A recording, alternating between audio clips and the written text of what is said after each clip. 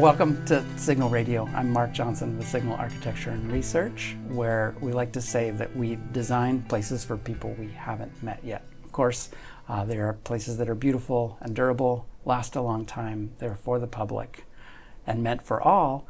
And we're here with Michael Shiosaki today, Director of Parks and Community Services for the City of Bellevue. Welcome. Thank you for being here. Well, thank you, Mark. Thank you for inviting me to be a part of this conversation today.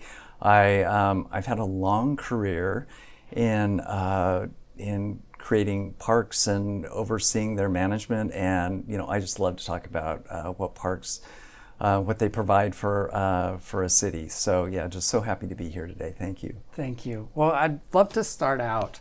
The projects and places that you manage aren't a landscape, they aren't a building, they aren't a program, they're all of the above. And there's so many communities that we've learned, maybe even in the last 3 years, how to truly engage. And maybe we can start the conversation with how the idea of a building, an object, a place, a space, can take its landscape or its ground and create a place that's one of a kind that can grow over time. Are there places that you manage, have managed, or have admired that make you think of how to do that well? Well, when I think of examples of creating that architecture that, I think resonates with people, they would be structures that are so well designed that they seem to be of the landscape that they are a part of. I think there are examples here in Bellevue, whether it's in the wetlands of the Mercer Slough, or it's more up on Cougar Mountain where there are public facilities, be them environmental education centers or small visitor center buildings. But I think those that just feel like they are embedded as a part of the landscape, that's what people remember. We have some large open space areas in Bellevue. I think we're very fortunate to have preserved those over time. And people love to go back to those spaces. And I think since you mentioned over the past 3 years, I think we found during the pandemic, people wanted to be outside. They wanted to be outside in nature. Unprecedented numbers of people wanting to walk trails and just being out in the fresh air with their families and friends. And so, I think people over the last 3 years have appreciated having all that parkland and open space available even more than they did before the pandemic. Are you hearing where nature inspires design or scale of space or inside outside? I think of Richard Louve's quote of nature deficit disorder. I think we have a name for it now, that people go forest bathing, right?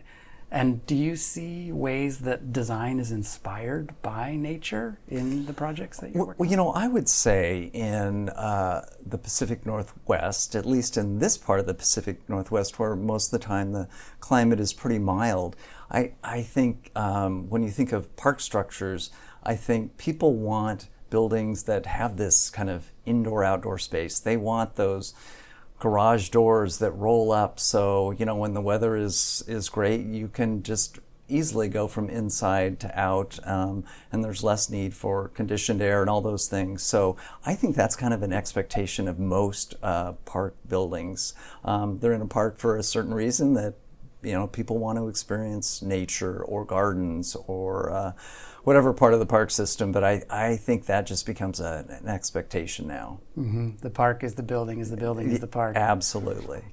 Let's talk about that for a second, about scale and materials that you're seeing that work well, better, worse in your facilities. And are there ways or tools that you use to help your teams, your design teams, architects, landscape architects, think about how to design in a direction so that we're tailoring something for the future or for the park district? Well, in working in the public sector, one of the things we always have to look at is things have to be so durable. They can't be too precious because you're just never certain how some people are going to treat them. But I think there are expectations when you're a part of nature that there is a lot of use of both durable but also natural materials, whether it's unfinished concrete or natural woods. I think that just needs to be a part of the vocabulary, along with things that are kind of easy-ish to maintain. Because if they're hard to maintain, they never get maintained as well as we would want them to be maintained, and then they don't look great over time. And I think that's a part of it. People want something that really looks like it's well maintained. They feel like things are clean and things are well organized and understandable. So I think it is kind of on some level simple, honest design with natural materials. Mm-hmm. Mm-hmm. And with that, coming in here, I crossed the Dan Corson piece and thinking of Cedar River Watershed Education Center and thinking of Mercer Slough, where artwork is really, it's imprinted into the projects, into the places. Are there standards or pathways that you see or that you're taking on that art is internal to the works or into the places? Well, I always think of that art as, it should be a part of every project, and obviously it is art that needs to be designed as a part of those structures, that landscape, that it's not something that's plopped in later.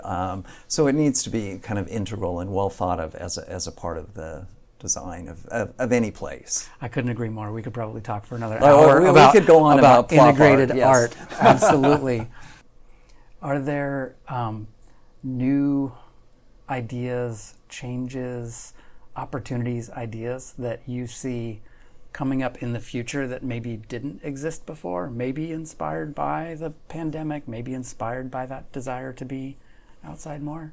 Well, one of the interesting things about Bellevue is I would say how quickly the demographics of this city have changed, really in a dramatic way within like a short period of time, within like less than 20 years.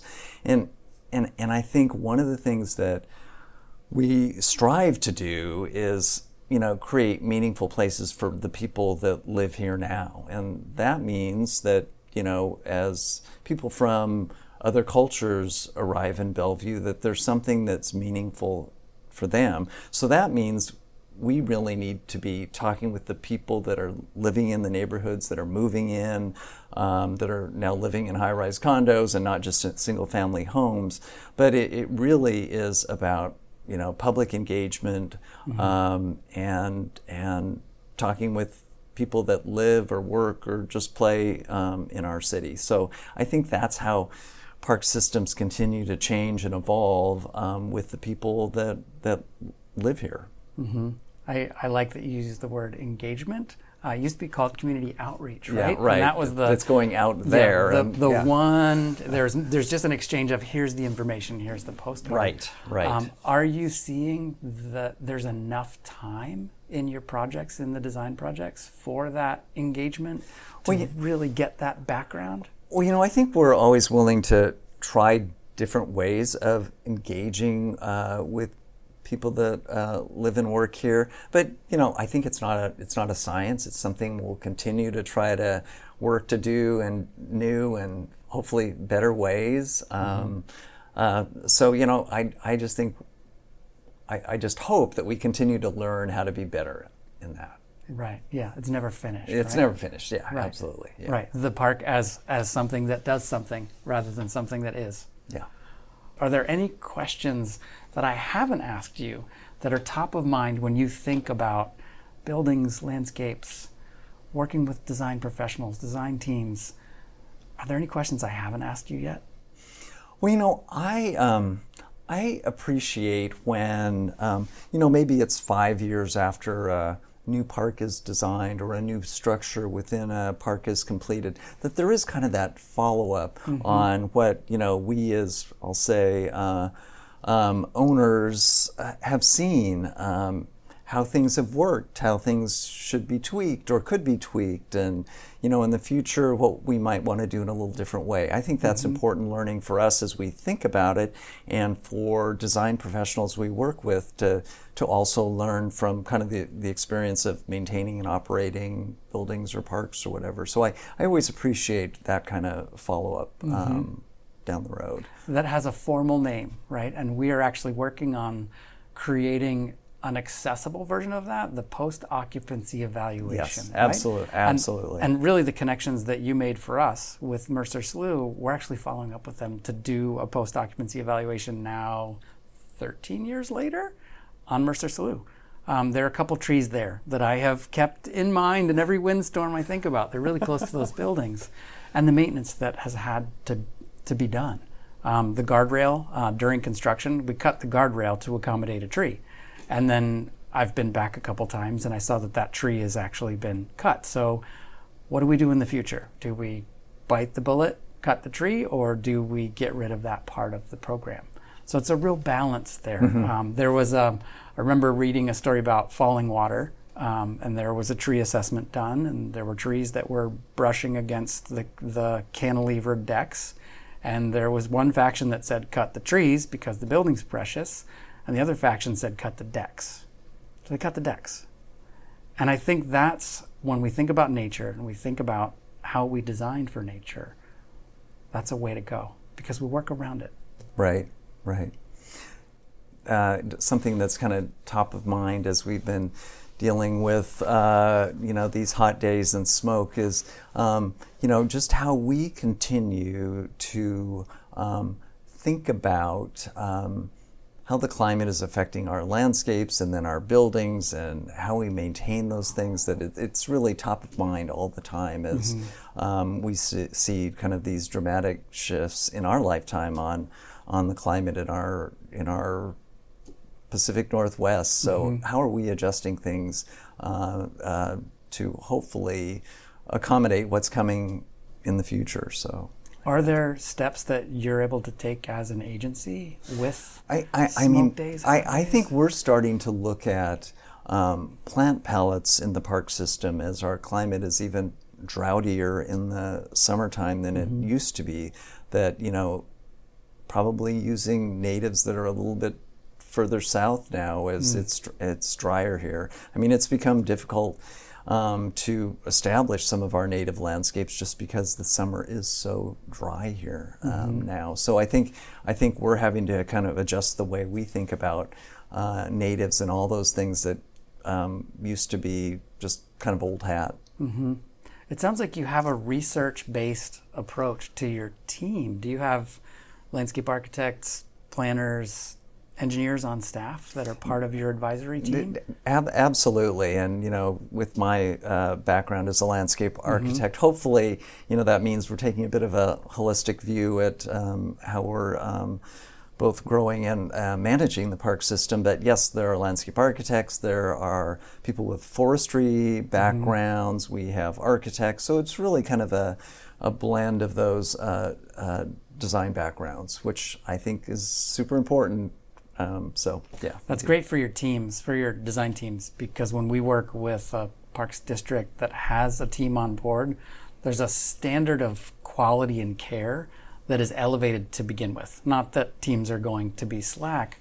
There's a review that you get because you make minimum 50-year facilities. Right. And 100-year if we can do it. So even down to how pipes are sleeved below sidewalks matters. It's invisible to the public. Right. But it's not invisible when you have to tear the sidewalk up. Absolutely. Well, Michael, I really appreciate the time with you and this idea of continuity. It is baked through everything. I'd love to continue the conversation. Absolutely. Thank you so much for the opportunity. Okay, thank you.